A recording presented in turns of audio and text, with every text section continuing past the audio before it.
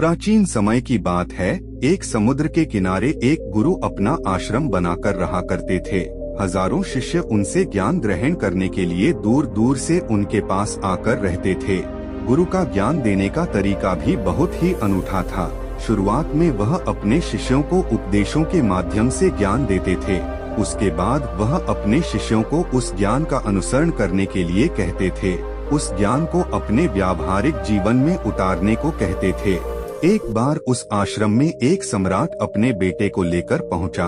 उस सम्राट ने उस गुरु से प्रार्थना की और कहा कि आप मेरे बेटे को अपने आश्रम में रहने दें और अपने तरीके से उसे ज्ञान दें।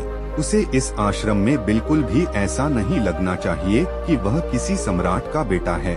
उसे बिल्कुल साधारण शिष्यों की तरह ही ज्ञान देने की कृपा करें। गुरु ने मुस्कुराते हुए कहा कि सम्राट, ज्ञान इसी तरीके से लिया जा सकता है। अगर तुम अपने आप को दूसरों से महान समझोगे तो तुम ज्ञान ग्रहण नहीं कर पाओगे। अगर तुम्हें ज्ञान ग्रहण करना है तो तुम्हें दूसरों की तरह अपने आप को साधारण समझना होगा। यही ज्ञान ग्रहण करने की सबसे पहली सीढ़ी होती है। तुम निश्चिंत रहो, आज से तुम्हारे बेटे की जिम्मेदारी मेरे कंधों पर है। यह कहकर गुरु सम्राट के बेटे को अपने साथ लेकर समुद्र के किनारे टहलने के लिए निकल गए। आश्रम के बाकी सभी बच्चे सम्राट को देख रहे थे। सम्राट अपने बेटे को अपने रथ पर बिठाकर लाया था, जिससे सभी बच्चे समझ गए थे कि यह बच्चा सम्राट का बेटा है। इसी वजह से आश्रम के सभी बच्चे सम्राट के बेटे की तरफ आकर्षित हो गए थे। जब गुरु सम्राट के बेटे को लेकर समुद्र पर टहल रहे थे तो सम्राट का बेटा अचानक फूट फूट कर रोने लगा, क्योंकि अभी वह सिर्फ 12 वर्ष का था और 12 वर्ष की आयु में उसके पिता उसे अपने से दूर करके चले गए थे। यह सदमा वह बच्चा सहन नहीं कर पा रहा था। वह नहीं समझ पा रहा था कि उसके पिता उसकी भलाई के लिए उसे उस गुरु के पास करके गए हैं। उसे रोते हुए देखकर गुरु ने कहा कि बेटा, मैं तुम्हें चुप नहीं करूँगा। हो सकता है कि आज मैं तुम्हारे आंसू पोंछ दूं, लेकिन कल तुम फिर अपने आप को अकेला पाओगे। याद रखना, जीवन में इंसान अकेला आता है और अकेला ही जाता है। जितनी जल्दी इंसान इस बात को समझ लेता है, वह उतनी जल्दी आत्मज्ञान के रास्ते पर निकल जाता है। गुरु ने अपनी बात आगे बढ़ाते हुए कहा कि जो इंसान अकेला रहना सीख लेता है, वही खुद से प्यार कर पाता है, और जो खुद से प्यार करना जानता है, वह किसी के भी जाने का अफसोस नहीं करता, क्योंकि वह खुद से ही प्यार करता है। धीरे धीरे तुम आश्रम के माहौल में ढल जाओगे। शुरुआत में तुम्हें समस्या आ सकती है, लेकिन कुछ दिनों के बाद तुम इसे आत्मसात कर लोगे। उसके बाद तुम्हें यही जगह बहुत अच्छी लगने लगेंगी। यह जगह तुम्हें अपने महल जैसी लगने लगेंगी। संध्या हो चली थी। समुद्र के दूसरे छोर पर सूरज छिपने लगा था और अपनी लालिमा पूरे आसमान में बिखेर रहा था। बहुत ही सुंदर दृश्य था और गुरु शिष्य को अपने साथ लेकर आश्रम में वापस लौट आए। उस शिष्य को भी सांत्वना मिली, क्योंकि गुरु की आंखों में एक अभूतपूर्व शांति झलक रही थी। और जब हम किसी एकांतवासी गुरु की आंखों में वह शांति देख लेते हैं तो हमारे हृदय से भी सारा भार हट जाता है। मन एकदम निर्मल हो जाता है। जब सम्राट का बेटा रात्रि का भोजन करने के लिए भोजन कक्ष में पहुंचा तो आसपास के सभी शिष्य उसके पास आने लगे। उन सभी को पता था कि यह सम्राट का बेटा है और अगर हम इससे दोस्ती कर लेते हैं तो उससे हमारा बहुत फायदा होने वाला है। यही सोचकर आश्रम के ज्यादातर शिष्यों ने उसे घेर लिया था। बस कुछ बच्चे जो अकेले रहने का महत्व समझते थे, जो दिखावे में विश्वास नहीं करते थे, वह सम्राट के बेटे के पास जाने की बजाय अपना पूरा ध्यान खाने पर लगा रहे थे और एकांत में बैठकर अपना भोजन कर रहे थे। कुछ दिनों के बाद सम्राट के बेटे की आश्रम के ज्यादातर बच्चों के साथ दोस्ती हो गई। अब वह आश्रम में उन बच्चों के साथ घूमता, उन्हीं के साथ अपना ज्यादातर समय बिताता। आखिरकार वह सम्राट का बेटा था, सुख सुविधाओं में पला हुआ था। आसपास बहुत से दास और दासियां होते थे। आसपास अपने मित्रों से घिरे होना, वही दिनचर्या उसने इस आश्रम में भी अपना ली थी। ऐसा नहीं था कि गुरु को यह सब पता नहीं था, पर गुरु उसे अलग तरीके से ध्यान देना चाहते थे। बच्चों को ज्ञान आप उपदेश देकर नहीं दे सकते, उन्हें साक्षात्कार कराना होता है, उसके बाद उन्हें वह बात समझ आती है जो आप समझाना चाहते हैं।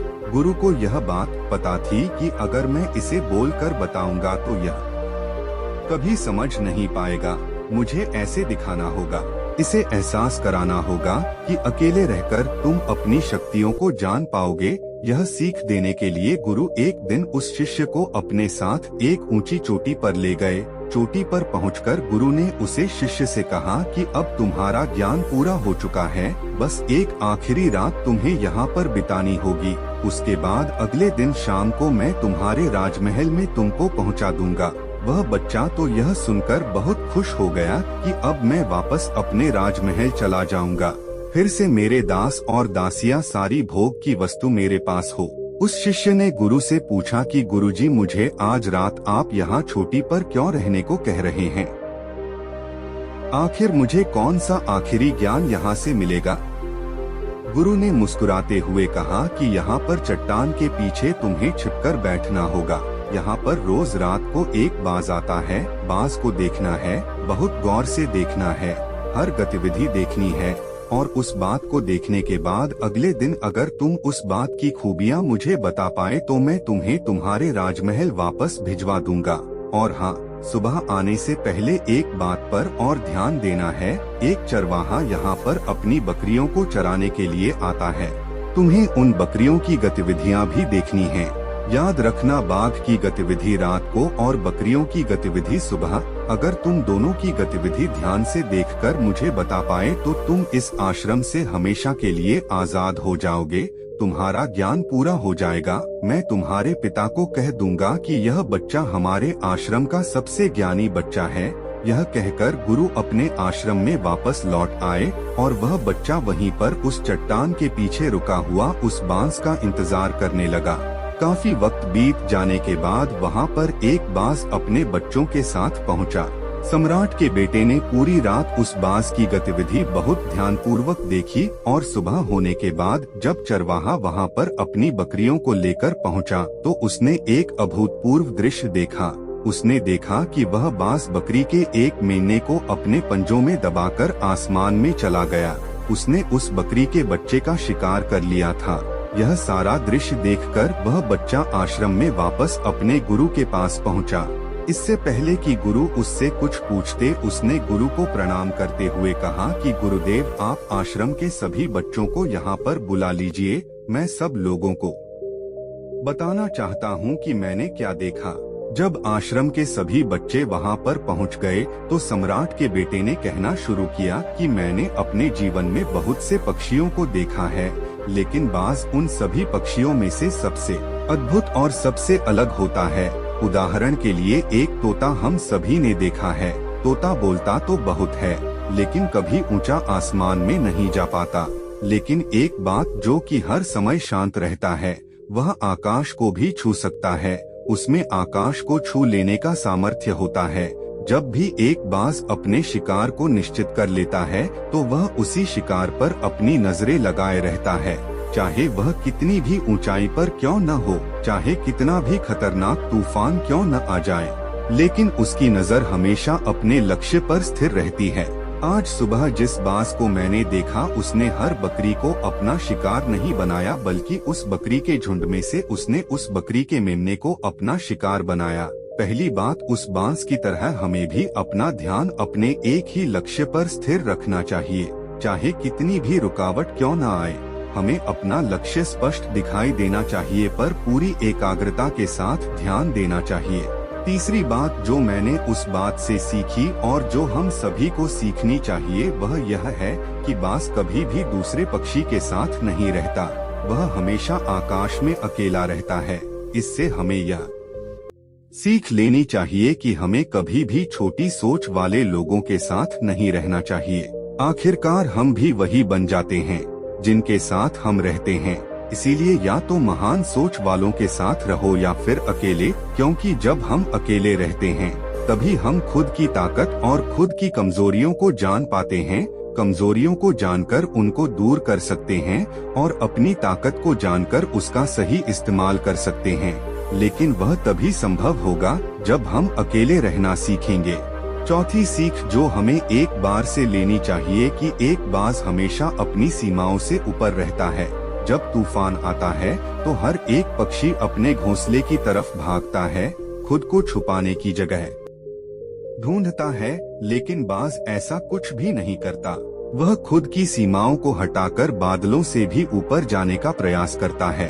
हवाएं उसे धक्का मारती हैं, पंख उसके भारी हो जाते हैं, पानी और धूल की वजह से कुछ दिखाई नहीं देता, लेकिन वह फिर भी आसमान की तरफ जाता रहता है और अंततः बादलों से भी ऊपर निकल जाता है।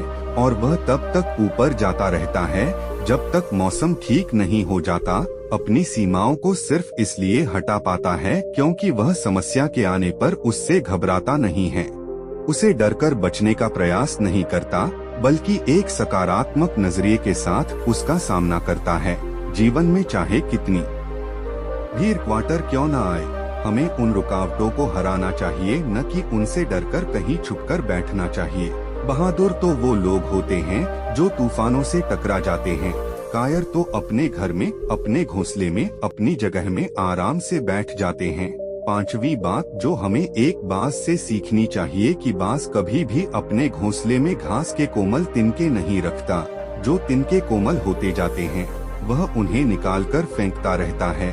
उसी तरह चाहे कितनी भी आरामदायक जिंदगी आपको मिली हो, लेकिन उस आराम से ऊपर उठकर अपने आलस्य को हटाकर जीवन में मेहनत करते रहना चाहिए। जीवन में पसीना बहाना चाहिए, शारीरिक मेहनत करनी चाहिए। अपने घोंसले से कोमल तिनके उठाकर फेंक दो और आज ही अपने आलस्य को हटाकर निकलो। हर दिन अपने आप को चुनौतियां दो, हर दिन मुश्किलों का सामना करो, क्योंकि वही मुश्किलें तुम्हें मजबूत बनाएंगी। जंगल के राजा शेर को भी झुंड बनाकर शिकार करते हुए देखा जा सकता है, लेकिन बाज हमेशा अकेला शिकार करता है, क्योंकि वह जानता है कि झुंड में रहना हौसला तो देती है मगर साहस छीन लेती है। आदमी को हमेशा अकेले ही आगे जाना होता है। यही कारण होता है कि वह जल, थल और नभ सभी जगहों पर अपने शिकार का परचम लहरा सकता है। बाज की उम्र लगभग 70 साल की होती है, लेकिन 40 साल में ही उसका शरीर पुराना हो जाता है। नाखून उसके पैरों में धंसने लगते हैं, पंख उसके शरीर में चिपक जाते हैं, उसकी चोंच खराब हो जाती है, उसका शरीर भारी हो जाता है। ऐसी स्थिति में शिकार करना तो क्या, जीने की भी हालत नहीं रहती उसकी। ऐसे में उसके पास सिर्फ दो विकल्प होते हैं। पहला, या तो वह खुद की इस अवस्था को स्वीकार कर ले और भूखा प्यासा मर जाए, किसी दूसरे जानवर का शिकार बन जाए, और दूसरा विकल्प यह होता है कि वह 6 महीने एक बहुत ही दर्दनाक प्रक्रिया से गुजरे और खुद को फिर से पहले जैसा मजबूत बना ले। लेकिन बाज दूसरा विकल्प चुनता है। इसके लिए वह खुद को एक बहुत ही ऊंचे चोटी पर ले जाता है, जहां वह पहले अपने सारे पंख खींच कर निकालता है और फिर चट्टान पर पैर मारकर अपने पंजे कुतर देता है। उसके बाद उसी चट्टान पर अपनी चोंच को पटक कर पुराना हिस्सा निकाल देता है और इस लहूलुहान अवस्था में खुद को दूसरे जानवरों से छुपाता फिरता है। अगले 6 महीने तक वह इसी दर्दनाक प्रक्रिया से गुजरता है और इंतजार करता है नए चोंच, नए पंखों का। तब फिर वह अपनी नई जिंदगी शुरू करता है और निकल जाता है अपने शिकार पर और अगले 30 सालों तक फिर से राज करता है। इसीलिए समय आने पर हमें भी अपनी पुरानी आदतों को त्यागना होता है और कुछ नया सीखना होता है। समय के साथ बदलना होता है, अपने आप को तैयार करना है, वरना हमारा भी शिकार हो सकता है, हम भी पीछे रह सकते हैं। इसके बाद सम्राट के बेटे ने बकरी की विशेषता बताते हुए कहा कि बकरी हमेशा झुंड में चलती हैं। उन्हें झुंड में एक साथ चलने से हिम्मत मिलती है, लेकिन जैसे ही उन पर शिकार होता है वैसे ही बकरियां तितर बितर हो जाती। उस पूरी बकरियों में से एक भी बकरी अपने साथी की मदद करने के लिए वापस नहीं लौटी। इससे हमें यह सीख मिलती है कि हमारे साथ कितने भी लोग हों, किसी पर भी यकीन नहीं करना तो खुद पर करना, क्योंकि बुरा समय आने पर वह बकरी तितर बितर हो जाएगी, आपको पता ही नहीं चल पाएगा। गुरु को प्रणाम करते हुए सम्राट के बेटे ने अपने गुरु से कहा कि गुरुदेव, अगर मुझसे कोई सीख रह गई हो तो कृपया करके आप बताने की कृपा करें। गुरु ने सभी बच्चों को संबोधित करते हुए कहा कि ये सभी बातें जो अभी इस बच्चे ने बताई हैं, सब सही है, लेकिन ये सारी खूबियाँ आप लोगों में तभी पैदा हो पाएगी जब आप अकेले रहने का अभ्यास करेंगे। आपने देखा होगा कि बाज कभी भी किसी दूसरे पक्षी के साथ नहीं रहता, न ही किसी के साथ अपनी दोस्ती बनाता। वह आसमान में अकेला रहता है और अकेला रहने की वजह से वो अपनी ताकत और अपनी कमजोरियों को जान पाता है। इसके बाद गुरु ने अपनी बात खत्म करते हुए कहा कि मैं आज रात इस सम्राट के बेटे को इसके राजमहल में पहुंचाने के लिए जा रहा हूं, क्योंकि इसकी सीख यहां पर पूरी हो गई है। और यह कहकर गुरु सम्राट के बेटे को राजमहल की तरफ ले जाते हैं। तो दोस्तों, ये थी आज की कहानी। तो दो वीडियो को लाइक करके अनजाना पथ चैनल को सब्सक्राइब करें और कमेंट बॉक्स में नमो बुद्धा जरूर लिखें। और दोस्तों, आपका जो भी सवाल है वो आप इस वीडियो में पूछ सकते हैं। धन्यवाद। नमो बुद्धाय।